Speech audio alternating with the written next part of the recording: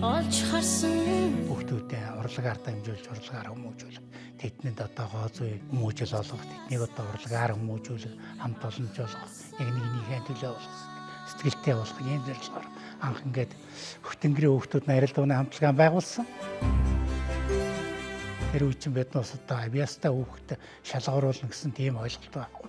Хүүхэд бүрэл одоо ерөөсөө тэ өөрсдийн сонирхлын дагуу хөгжүүлэх юм зорилтыг тавьж ингэж ажилласан. Тэгээ хамгийн анхлээд одоо Хөдөлмөрийн Баатар ардын жишин Зангад байдаа санал тавиад яруу найрагч Солингын өсгөлтөнд Цэндийн Жимэдэр Жут хоёр их найздаа хэлж үгийг нэвчүүлээд дуугаа хийгээ Зангад дуугаар дуулуулад ингээд 2004 оны намар хөгжмийн наадмаар одоо Гран-при шагнал авч. Тэнд манай хүүхдүүд бол маш их урамсан. Тэгээд инх цултаа, Фишиг хоёр дэлгэрмаа хоёртай, Сараатай, Анхаа Алиуна хоёртай их олон дуучидтай дуулсан, маш олон концертод орсон. Морин хуур гэж нийтийн дуу шалгаар оруулах наадамд орж манай хүүхдүүд бас нэгдүгээр барьдаа энэ шагнал авч байлаа. Тэгээ хүүхдүүд маань одоо энэ Азийн орнуудаар тоглолт хийж явсан. Нэг удаа бүр Азийн орны хүүхдийн найралдууны уралдаанд орж бас Гран-при шагнал авсан.